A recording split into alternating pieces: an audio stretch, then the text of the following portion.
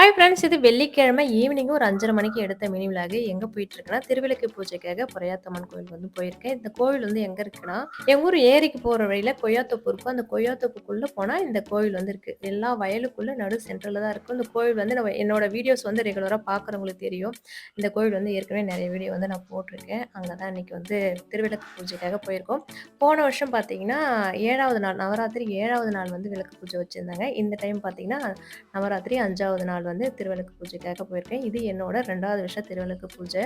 6 மணிக்கு ஆரம்பிக்கிறாங்கன்றதால ஒரு 5:30 மணிக்கே போயிட்டா நம்ம சீக்கிரம் போய் இடம் புடிச்சு உட்காந்து எல்லாம் ரெடி பண்றதுக்கு கரெக்ட்டா இருக்குன்னு போயிருந்தேன். எல்லாமே அவங்களே குடுத்துட்டாங்க. பூஜை பாத்திரம் அது மட்டும் தான் நம்ம எடுத்துட்டு போகணுன்றதுக்காக, அப்படியே பூஜை பாத்திரம் மட்டும் தான் எடுத்துட்டு போயிருந்தேன். ஒண்ணா எல்லாம் வர வர குடுத்து எல்லாம் ரெடி பண்ணி ஆரம்பிக்கிறதுக்கு ஒரு 6:45 அப்படி வந்து ஆயிப்போச்சு.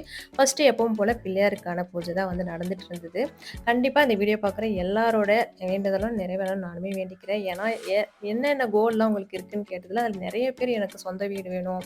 அதுதான் எனக்கு ஒரு பெரிய கோலா இருக்கு அப்படிலாம் சொல்லியிருந்தீங்க. கண்டிப்பா வந்து எல்லாரோட நினைவு வந்து பெரிய விஷயம்னா வந்து பார்த்தீங்கன்னா, சொந்த வீடுன்றது தான். அது எல்லாருக்கும் கண்டிப்பா வந்து நடக்கணும்னு நானுமே வந்து இன்னைக்கு இந்த திருவிளக்கு பூஜையில நானுமே வந்து வேண்டிக்கிறேன்.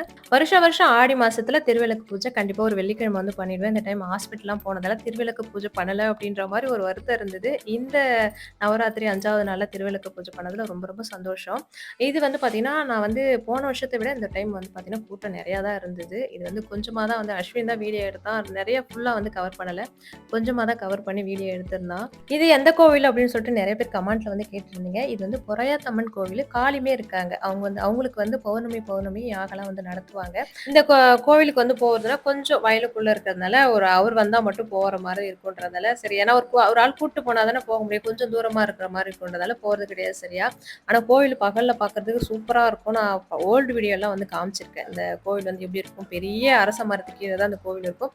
பார்க்கறதுக்கு அவ்ளோ அழகா இருக்கும். இந்த வயல்வெளியில நடு சென்டர்ல. ஃபர்ஸ்ட்டு பிள்ளையாருக்கு வந்து மஞ்சள்லாம் குடுத்துருவாங்க. நாமளே வந்து மஞ்சள் புடிச்சு குங்குமம்லாம் வச்சுட்டு, அவருக்கான துதி வந்து சொல்லிட்டு, அவருக்கு வந்து தீபாராதனை, பிரசாதம்லாம் காமிச்சுட்டு, அதுக்கப்புறம் வந்து திருவிளக்கு பூஜைக்கான மந்திரம் வந்து சொல்ல சொல்ல, அப்படியே முப்பெரும் தேவிகளுக்கு 3 வாட்டி ஐயர் வந்து மந்திரம் சொல்ல சொல்ல, போன வாட்டி கொஞ்சம் கடகடன்னு சொன்னாங்க.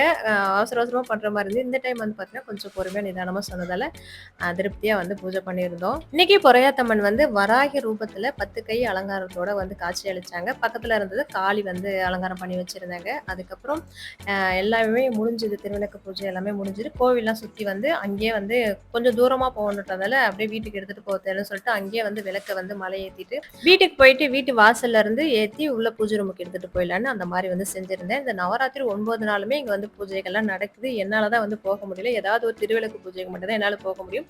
கடைசி நாள் கண்டிப்பா